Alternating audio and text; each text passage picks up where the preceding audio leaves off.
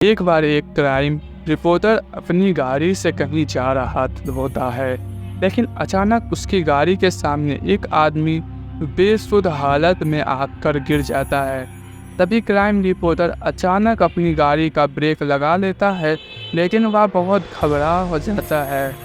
उससे समझ नहीं आता कि इतने सुनसान रास्ते में यह आदमी कहाँ से आया। तभी वह हिम्मत करके गाड़ी से बाहर निकलता है और उस आदमी को उठाता है। तभी वह घबराते हुए रिपोर्टर से बताता है कि कोई उसे जान से मारना चाहता है, इसलिए वह अपनी जान बचाकर भाग रहा था। लेकिन रिपोर्टर को उसकी बात पर भरोसा नहीं होता। फिर भी रिपोर्टर उसे अपनी गाड़ी में बैठाकर हॉस्पिटल के लिए जाने को कहता है, लेकिन वह आदमी पहले पुलिस स्टेशन जाने की बात कहता है। अब रिपोर्टर को थोड़ा उस पर भरोसा होने लगता है, लेकिन अब रिपोर्टर की दिल में यह ख्याल आ जाता है कि क्यों ना यह केस वह सुलझा दे और बाद में पुलिस को इन्फॉर्म करे। और यही रिपोर्टर की सबसे बड़ी गलती होती है, जो कि एक नए अध्याय की शुरुआत करती है। जब अब तक रिपोर्टर को उस इंसान पर पूरा भरोसा हो चुका होता है और वह उसकी बातों में आ जाता है। वह इंसान एक हॉस्पिटल का नाम बताता है और कहता है वहाँ के एक डॉक्टर को वह जानता है और उसके पास जाने की जिद करता है। तभी रिपोर्टर उसकी बात मानकर उसे वहाँ ले जाता है। हॉस्पिटल पहुंचकर उन्हें पता चलता है कि डॉक्टर तो आज छुट्टी पर है और वह अपने घर में नहीं होंगे। सभी वह इंसान रिपोर्टर कहता है कि डॉक्टर से घर जाकर मिलते हैं। रिपोर्टर के मना करने के बावजूद भी वह उसे जलाने को मना करता लेता है। तभी दोनों डॉक्टर के घर के लिए निकल पड़ते हैं और जैसे इस घर पहुंचते हैं तो यह डॉक्टर रिपोर्टर की पहचान का होता है। यह दोनों एक दूसरे को देख कर के मुस्कुराते हैं, लेकिन साथ आए हुए इंसान की आंखें लाल हो जाती है। उसके अंदर अजीब सा गुस्सा दिखाई देता है। डॉक्टर रिपोर्टर को घर के अंदर बुलाता है। डॉक्टर घर में अकेले ही होता है और इतनी रात को अचानक इनके आने से डॉक्टर को कुछ अजीब लगता है।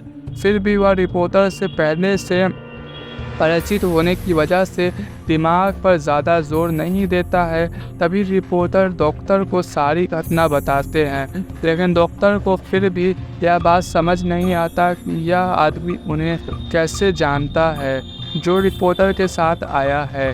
तभी वह इंसान डॉक्टर के बारे में कुछ पुरानी बातें बताता है, जिसकी वजह से डॉक्टर को भी यकीन हो जाता है कि वह इंसान सच बोल रहा है। शायद डॉक्टर ही उसे भूल गया होगा।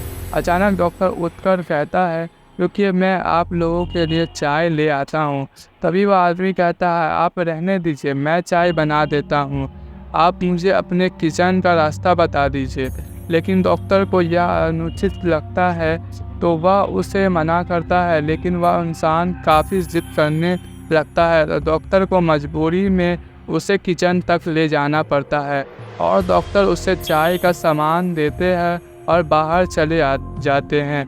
तभी वह आदमी गैस का रेगुलेटर ऑन करने किचन की सारी खिड़कियां बंद कर देता है और थोड़ी देर बाद डॉक्टर को आवाज़ देता है कि आपका लाइटर नहीं चल रहा। डॉक्टर जैसे ही किचन में आते हैं तो उन्हें गैस की बदबू आती है, लेकिन वह सामान्य बात समझकर उस इंसान से लाइटर लेते हैं और जैसे ही वह लाइटर जलाते हैं वह आदमी बाहर भाग जाता है और अचानक गैस की आग डॉक्टर को चपेट में ले लेती है। अचानक हुई ऐसी घटना से रिपोर्टर को कुछ समझ नहीं आता और वह रिपोर्टर उस आदमी के साथ घर के बाहर भागता है। रिपोर्टर यह घटना देखकर जल्दी से पुलिस को इन्फॉर्म करता है और साथ ही साथ फायर ब्रिगेड को भी बुलाता है, लेकिन तब तक बहुत देर हो चुकी होती है।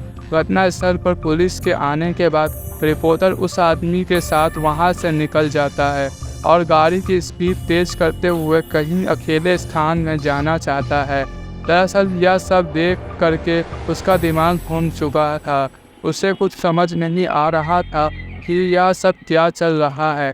तभी अचानक बगल में बैठा हुआ आदमी उसकी गाड़ी का स्टीयरिंग व्हील घुमा देता है और गाड़ी रोड के किनारे एक खाई में चली जाती है। गाड़ी का इतना ज़बरदस्त एक्सीडेंट होने के बाद दोनों की हालत बहुत बुरी हो जाती है।